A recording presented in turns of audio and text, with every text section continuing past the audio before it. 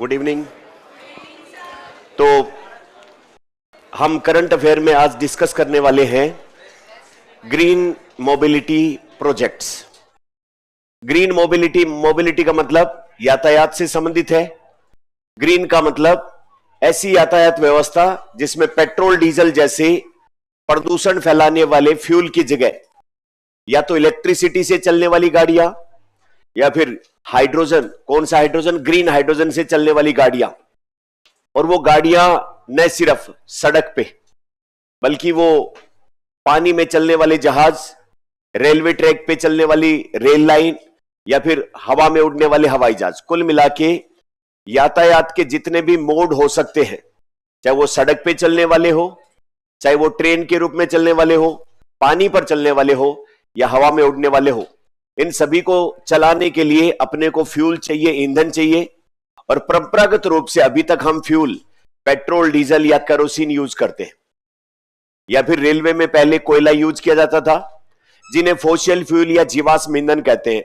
और जीवाश्म ईंधन जब काम में लिया जाता है तो इसके लिए जो इंजन काम में लिया जाता है वो होता है टोटल इंटरनल कंबशन वाला, पूर्ण आंतरिक दहन वाला इंजन। और उसमें पेट्रोल, डीजल या कोयला 100% जलता नहीं है और उससे बाई प्रोडक्ट के रूप में जो धुआं निकलता है उससे प्रदूषण होता है। प्रदूषण के अंदर बहुत सारी हानिकारक गैसें और उन गैसों में CO2 हम जानते हैं पोटेंशियल ग्रीन हाउस गैस है, और ग्रीन हाउस गैस बढ़ती है तो ग्लोबल वार्मिंग होती है। ग्लोबल वार्मिंग के कारण क्लाइमेट चेंज होता है। अब हमें क्लाइमेट चेंज और ग्लोबल वार्मिंग के चैलेंज को अगर रोकना है, उसको सोल्व करना है, तो हमें अपने मोड ऑफ जो ट्रांसपोर्टेशन है उनमें थोड़ा सा बदलाव करना पड़ेगा। उसमें फोसिल फ्यूल की जगह हमें लाना पड़ेगा ऐसा फ्यूल जो साफ सुथरा हो, जिससे प्रदूषण ना फैलता हो और जिससे CO2 का उत्सर्जन ना होता हो। भारत ने पेरिस समझौता साइन किया है और पेरिस समझौता साइन करने के नाते, दुनिया का एक जिम्मेदार देश होने के नाते, हमें अपनी CO2 का उत्सर्जन कम करना है। तो उसी संदर्भ में हम सोलर पे काम कर रहे हैं, ग्रीन हाइड्रोजन पे काम कर रहे हैं, विंड पे काम कर रहे हैं और न्यूक्लियर एनर्जी पे काम कर रहे हैं। तो उसी सीरीज में हम बात करें, एक करंट अफेयर सीरीज में हमने ग्रीन हाइड्रोजन का एक वीडियो किया, एक ग्रीन हाइड्रोजन का लेक्चर किया था छोटा सा, जिसमें हाइड्रोजन जो है वो एक ज्वलनशील गैस है, मतलब फ्यूल के रूप में काम दे सकती है। लेकिन हाइड्रोजन की कमी है और अपने पास हाइड्रोजन का एक अच्छा सोर्स है H2O, मतलब जल। हमारी पृथ्वी के ऊपर समुद्र है और समुद्रों के अंदर खूब सारा पानी है। उस पानी को हम इलेक्ट्रोलाइसिस टेक्निक से अलग कर सकते हैं, हाइड्रोजन को अलग और ऑक्सीजन को अलग। अच्छा, ये जो ऑक्सीजन को इलेक्ट्रोलाइसिस जब हम करेंगे तो उस दौरान हमें इलेक्ट्रिसिटी की जरूरत पड़ती है, और इलेक्ट्रोलाइसिस के लिए जो इलेक्ट्रिसिटी बनाए वो हम बना सकते हैं सोलर से। तो सोलर पावर प्लांट से जो बिजली बनी, उस बिजली का उपयोग करके हमने हाइड्रोजन को अलग कर लिया। ऐसी हाइड्रोजन को क्या कहा था हमने? Green hydrogen. अब इस ग्रीन हाइड्रोजन का यूज क्या किया जाए? फ्यूल के रूप में, ईंधन के रूप में। किस वाले ईंधन के रूप में? बिजली पैदा करने के लिए। और ये बिजली पैदा करने के लिए जो ग्रीन हाइड्रोजन हम यूज करेंगे, तो उसके अंदर जो है वो गाड़ियां चलाने के लिए अपने को ये ग्रीन हाइड्रोजन काम में आ जाएगी। अब ग्रीन हाइड्रोजन से जो गाड़ियां हम चलाना चाहते हैं, उन गाड़ियों में एक विशेष प्रकार का सेल लगता है जिसको बोलते हैं फ्यूल सेल।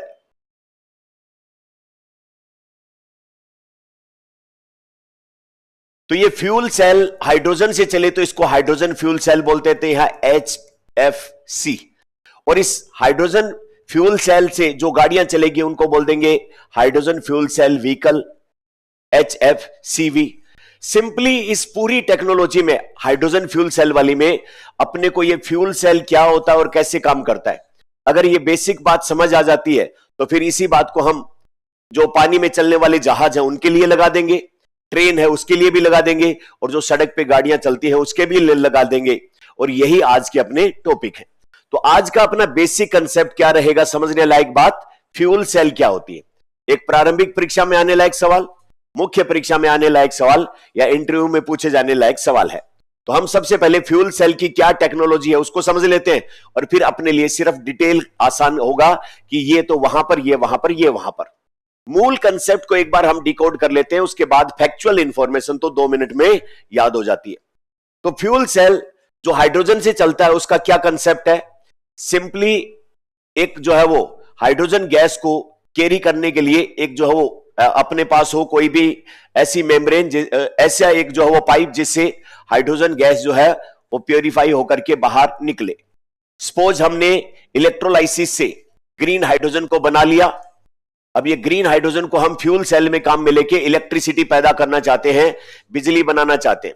तो उसके लिए फ्यूल सेल की स्ट्रक्चर क्या होती है कि एक साइड से ग्रीन हाइड्रोजन आएगा और ये ग्रीन हाइड्रोजन जो है वो जाके टच करेगा किसको, जो हम इस फ्यूल सेल में लगाते हैं एनोड को। एनोड क्या होता है, जिसपे पॉजिटिव चार्ज होता है, सही है। अच्छा, इसके जस्ट सामने हम क्या लगा दें, कैथोड। कैथोड किसको कहते हैं, जिसपे नेगेटिव चार्ज होता है।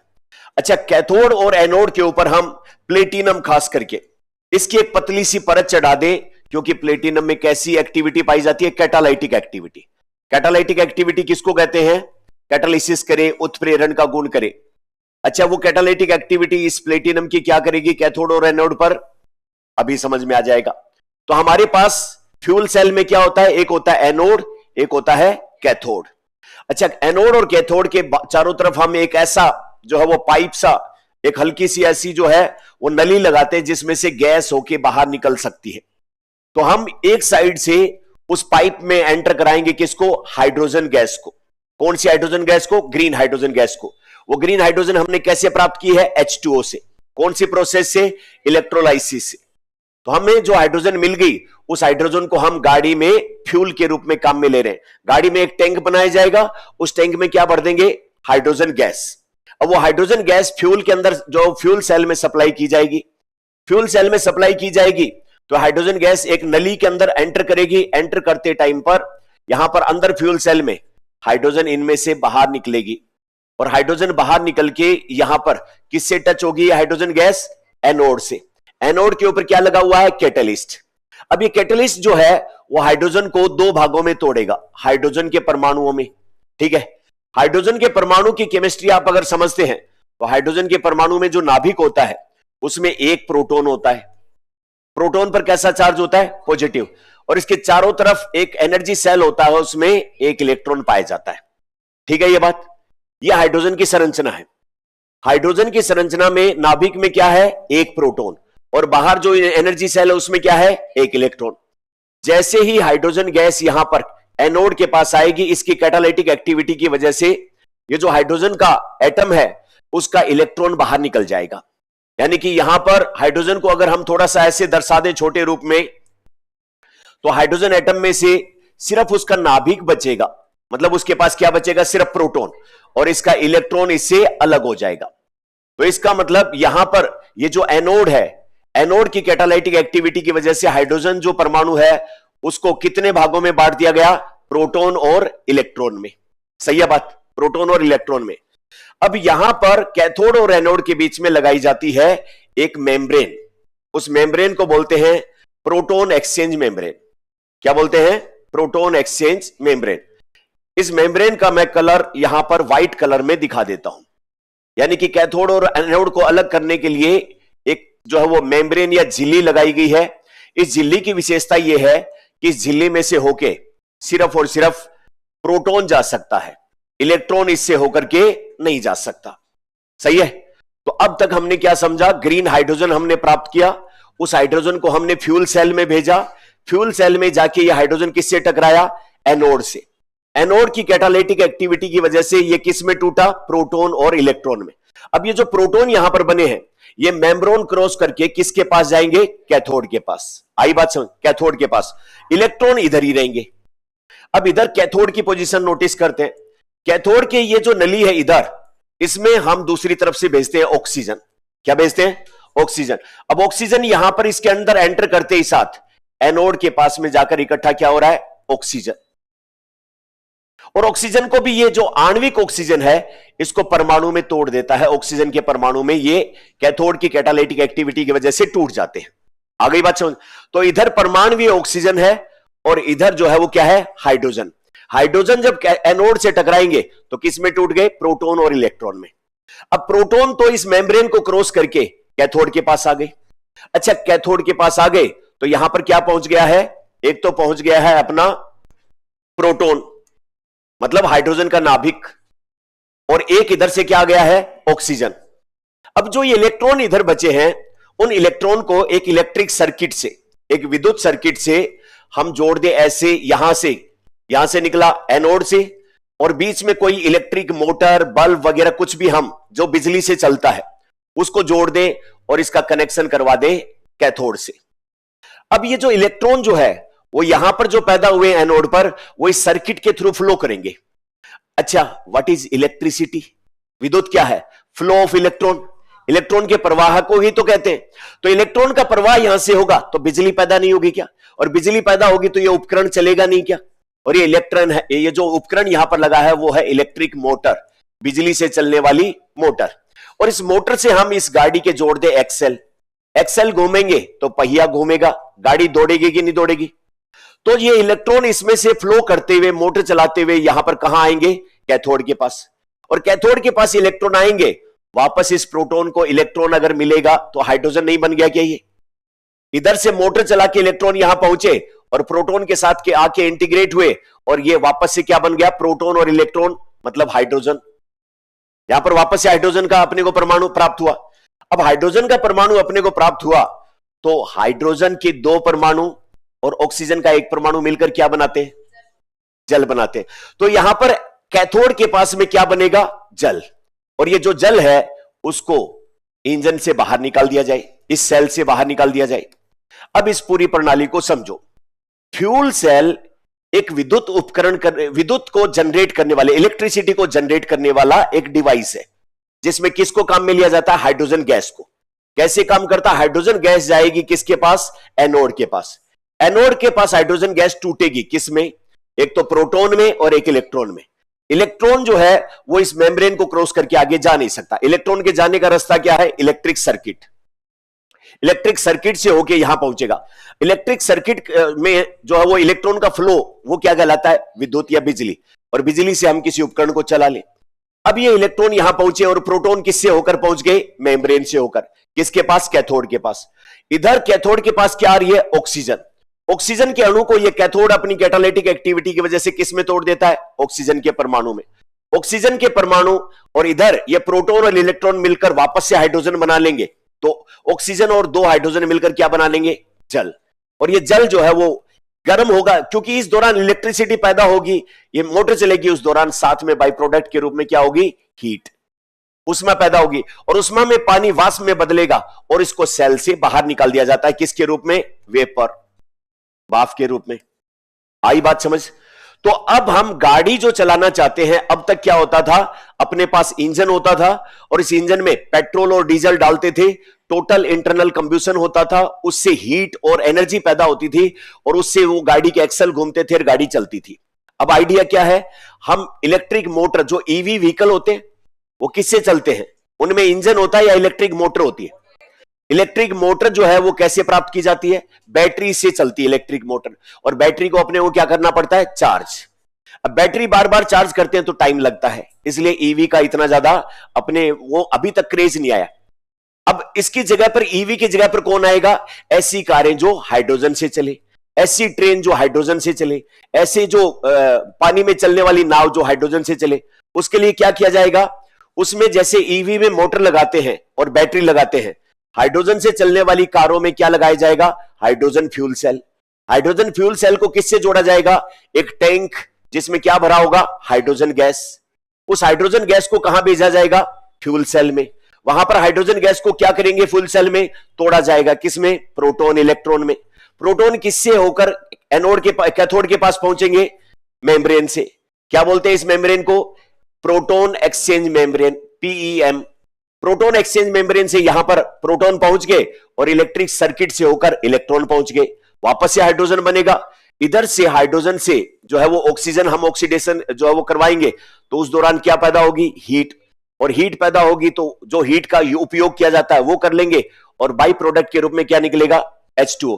क्या यहां पर बाई प्रोडक्ट के रूप में कोई CO2, कोई मीथेन या नाइट्रस ऑक्साइड या सल्फर ऑक्साइड कोई भी गैसें निकली क्या? सिर्फ क्या निकला? H2O क्या है? नमी के रूप में निकला है, वायुमंडल में मिल जाएगा। तो ये गाड़ी प्रदूषण करेगी क्या? नहीं करेगी। तो इस तरीके से हाइड्रोजन से इलेक्ट्रिसिटी बनाना, ये कौन सी टेक्निक है? Fuel cell technique. आगे बात, फ्यूल का मतलब ईंधन और सेल का मतलब बैटरी की तरह, तो फ्यूल सेल टेक्निक है। इसी फ्यूल सेल टेक्निक से हम आगे भविष्य में गाड़ियां, मोटर, जो अपने वाहन है वो, या फिर जल में चलने वाली नाव या ट्रेन, सब कुछ चलाना चाहते हैं, क्योंकि इससे क्या होगा? CO2 कम होगा, और CO2 कम होगा तो प्रदूषण और ग्लोबल वार्मिंग की समस्या का समाधान हो जाएगा। अब देखते हैं इसमें क्या क्या खबरें आई है इसी हाइड्रोजन फ्यूल सेल से चलने वाली टेक्निक से क्या क्या। तो एक तो सबसे पहली जो खबर आई है वो आई है FCV पायलट 01। FC का मतलब फ्यूल सेल व्हीकल। FCV का क्या मतलब? यहां पर हाइड्रोजन फ्यूल सेल से चलने वाला वाहन। पायलट का मतलब है ट्रेनिंग, मतलब ट्रायल के तौर पर, पायलट प्रोजेक्ट नाम लेते हैं हम। तो ट्रायल के तौर पर चलने वाली एक नाव, जो कौन से नंबर की है? पहली। Fuel cell vehicle pilot project, यानी कि ट्रायल के तौर पर चलाई जाने वाली एक नाव, जो पहले नंबर की। इसका 11 दिसंबर, यानी कि कल की तारीख में 11 दिसंबर को अपने देश में एक मिनिस्ट्री है जिसका नाम है ministry of port, ship and जो वाटरवेज, और उसके मंत्री साहब है सर्बानंद जी सोनोवाल। उन्होंने काशी अपना जो है वाराणसी, वहां पर नमो घाट से ये जो FCV-1 एक तरीके की नौका है, जो नीचे ये डायग्राम अपना दिया हुआ, इसको मैं थोड़ा सा जूम कर देता हूं। इस नाव को हरी झंडी दिखा के और ट्रायल के तौर पर रवाना किया। ये नाव जो है वो 50 यात्रियों को बिठा सकती है, और इस नाव के अंदर एयर कंडीशन चेंबर है, और आराम से ये जो है वो पूरे अपने गंगा नदी का जो इनलैंड वाटरवे है उस पे यात्रियों को इधर उधर लाने ले जाने में, टूरिज्म के पॉइंट ऑफ व्यू से या विभिन्न दृष्टिकोण से अपना काम कर सकती है। तो इसको लेकर के FCV-1, और इसको हरी झंडी दिखाई मंत्री, कौन से मंत्री? पोर्ट और शिप और वाटरवेज मिनिस्टर, नाम क्या है? सर्बानंद जी सोनोवाल। उन्होंने कहां से रवाना किया? वाराणसी में नमो घाट, और ये कहां तक पहुंची है? वहीं पर स्थित दूसरे घाट तक इन्होंने पहले ट्रायल का सफल परीक्षण करके दिखाया। तो भारत का यह पहला स्वदेशी रूप से विकसित किया गया फ्यूल सेल का जो है वो नाव है। इसका निर्माण किसने किया? इसका कोचिन शिपयार्ड लिमिटेड। अपने देश में जो छोटे बड़े नाव जहाज बनाने के लिए अलग अलग garden rich shipyard, Cochin shipyard, बहुत सारी संस्थाएं हैं। तो इसका निर्माण जो है वो किसने किया है? कोचिन शिपयार्ड ने। इसके अंदर 24 मीटर लंबा है ये, और कैटामरान टाइप का जहाज है। आपको ये आइडिया है कैटामरान जहाज किसको कहते हैं, या नाव कैसी होती है? बहुत सारी टाइप की नाव है। अगर इसको हम गौर से देखें, वापस से जूम करके, तो यहां पर इसके नीचे जो प्लेटफॉर्म है वो प्लेटफॉर्म ऐसा है जिसमें दो ऐसे जो है वो नाव जुड़ी हुई है, जैसे दो नाव को आपस में जोड़े। एक तो नाव को नीचे पानी में जब हम डालते हैं तो एक सिंगल प्लेटफॉर्म होता है, और दो नाव को जोड़ के एक प्लेटफॉर्म बनाई जाए तो दोनों में से पानी में स्टेबल कौन सी रहेगी? दो नाव जोड़ के बनाया गया प्लेटफॉर्म होता है, या सिंगल नाव वाला? दो नाव को जोड़ के, क्योंकि इसमें एक नाव का प्लेटफॉर्म तो इधर वाला, एक इधर वाला, ऐसे वाले जहाज को कहते हैं जिसमें दोनों तरफ से बैलेंस ज्यादा अच्छा बने, कैटामरान जहाज कहते हैं इनको। कौन सा? कैटामरान जहाज कहते हैं। अपन देखते नहीं है फिल्मों विल्मों में, गानों वानों में कई बार सुखद दृश्य दिखाते हैं अभिनेता अभिनेत्री टाइप के, भाई जमीन के ऊपर, पानी के नीचे, पानी के अंदर जहाज, और जहाज के ऊपर एक तरफ बैठा है, सन बात ले रहा है, चश्मा वश्मा लगा रखा है, और नीचे दो टाइप का ऐसा अजीब सा जहाज दिखता है। तो वो कौन से जहाज होते हैं? कैटामरान टाइप के जहाज होते हैं। तो ये कैटामरान जहाज है, और 50 यात्री और 6.5 समुद्री मील तक ले जाने के जो है वो इसकी गति होती है। किससे चलेगा? हाइड्रोजन फ्यूल सेल से। अगर ये कम पड़ जाए तो इसमें इलेक्ट्रिक चार्ज वाली बैटरी, और उसकी इलेक्ट्रिक बैटरी को चार्ज करने के लिए ऊपर सोलर पावर प्लेट लगा दी गई है। 8 घंटे तक ये आराम से चल सकता है। अब इसके अंदर जो है वो फ्यूल सेल जो हाइड्रोजन वाला लगाया गया है वो क्या है? प्रोटॉन एक्सचेंज मेम्ब्रेन, जो अभी हमने बात की थी, उससे जो है वो चलने वाला ये, और बाई प्रोडक्ट के रूप में क्या निकलेगा? सिर्फ और सिर्फ पानी। आई बात समझ? इसके बारे में 2-3 बातें और हम सीख ले। ये इसका रजिस्ट्रेशन करवा दिया गया है। इंडियन शिपिंग एक कंपनी है, जैसे गाड़ियों का रजिस्ट्रेशन होता है वैसे ही देश में कितनी नाव वगैरह चल रहे हैं उसका रजिस्ट्रेशन होता है, तो इसको रजिस्टर्ड करवा दिया गया है। इसके लगातार चलाने के लिए, ऐसे और जहाज बनाने के लिए, तकनीकी सहायता, संचालन और निगरानी के लिए 3 कंपनियों ने आपस में मिलकर इस प्रोजेक्ट को शुरू किया। एक तो भारतीय इनलैंड वो वाटर जो वेज है, भारत के इनलैंड वाटरवेज का अलग से अथॉरिटी बनाई गई है उसने, कोचिन शिपयार्ड जिसने इसको डेवलप किया उसने, और इनलैंड कोस्टल शिपिंग लिमिटेड, इन तीनों के बीच में ऐसी वाली जहाज और बनाई जाएं, अलग अलग जगहों पर चलाई जाएं, उसके लिए इन तीनों के बीच में क्या हुआ है, टाई अप हुआ है, समझौता हुआ। कौन कौन है इसमें? एक तो इनलैंड वाटरवेज अथॉरिटी, दूसरा कोचिन शिपयार्ड लिमिटेड जो इसको बनाएगी, और तीसरा कौन है, inland and coastal shipping limited.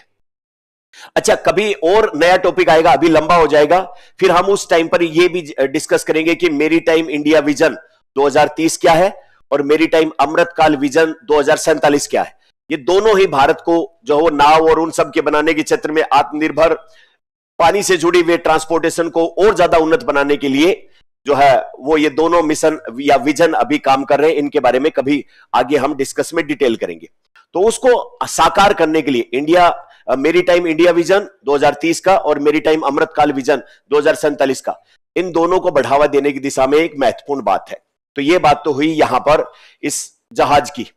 अब उसके बाद हम बात करें भारत की पहली इलेक्ट्रिक टग जो है उसका, कांडला पोर्ट के ऊपर, दीनदयाल उपाध्याय पोर्ट है कांडला में, उसके अंदर ऐसी एक टग विकसित की गई है जो पूरी तरीके से बिजली से चलती है, और ये इंडिया की पहली इलेक्ट्रिक टग है, और वो बिजली भी एकदम साफ सुथरी ऊर्जा से, इसलिए इसका नाम दे दिया गया ग्रीन टग। तो सबसे पहले टग किसको कहते हैं?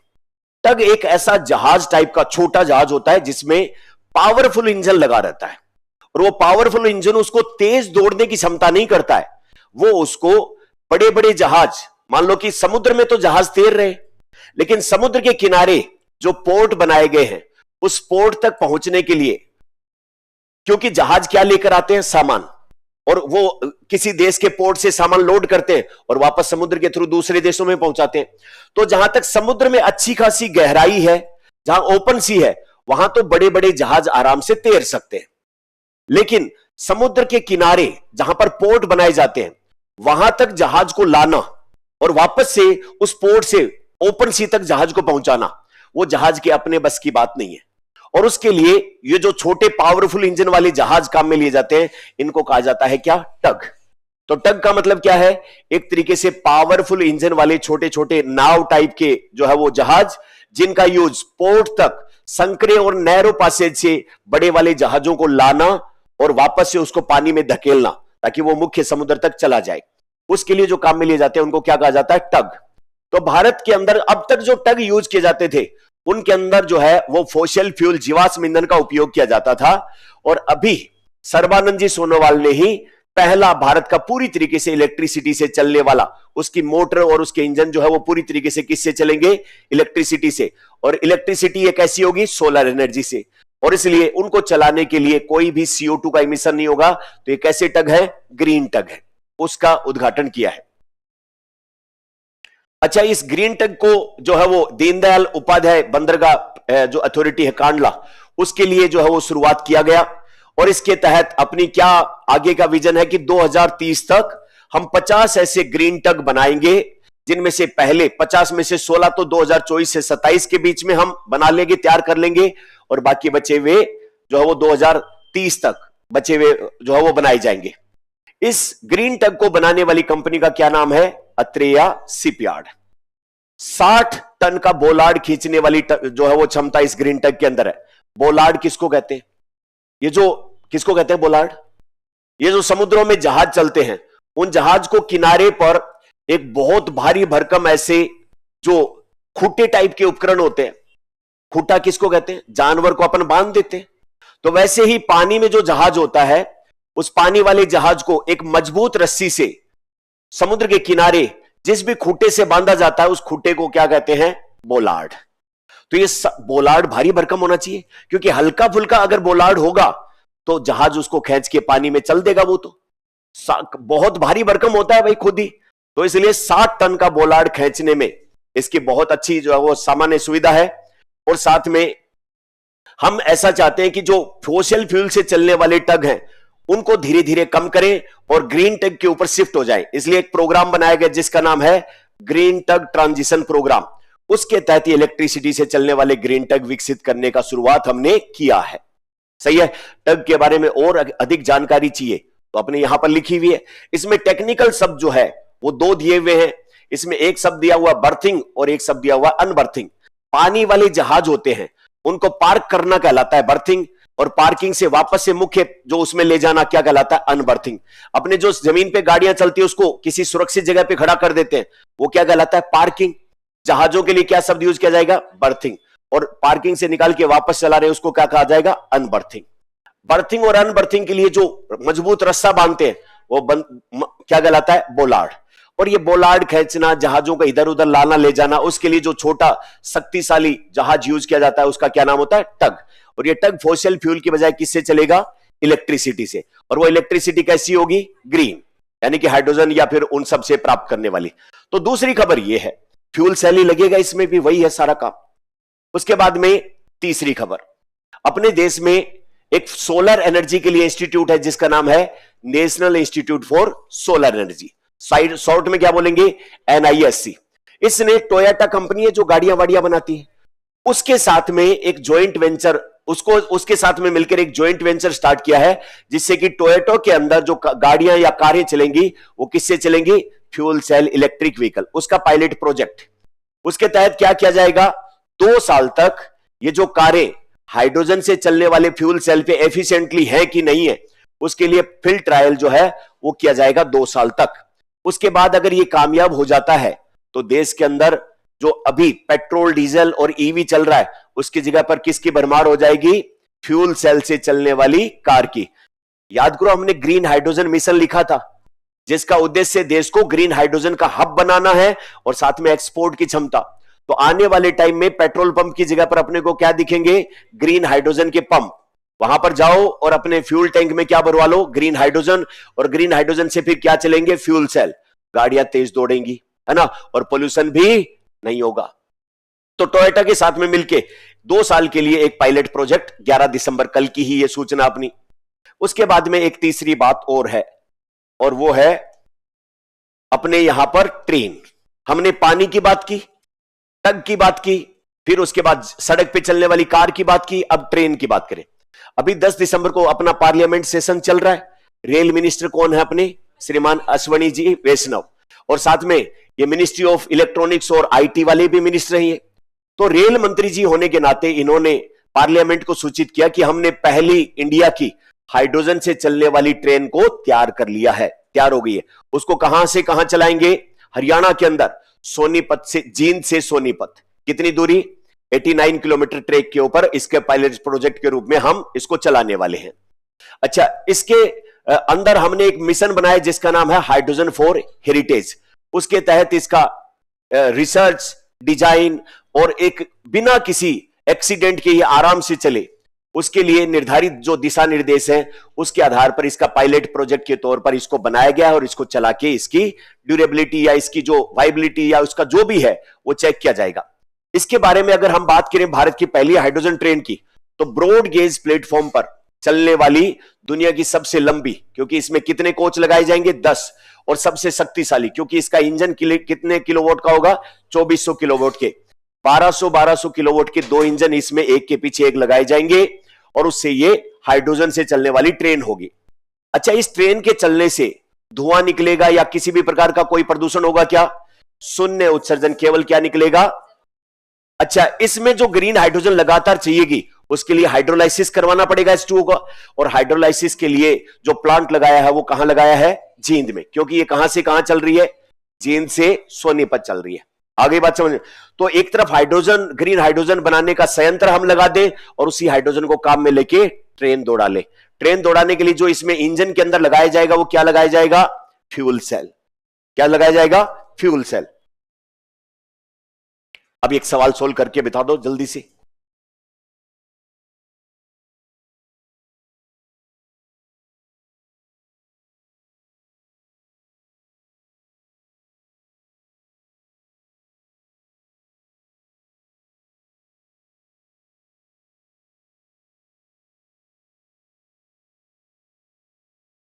कौन सा ऑप्शन गलत है? सेकंड स्टेटमेंट क्यों गलत है? कोची शिपयार्ड ने बनाया और हमने यहां पर क्या लिख लिया? गार्डन रीच वाला, है ना। तो दूसरा स्टेटमेंट रॉन्ग है, पहला राइट है और तीसरा राइट है, तो सही ऑप्शन क्या हो जाएगा? सी, है ना। तो ये हुआ अपना आज का ये टॉपिक।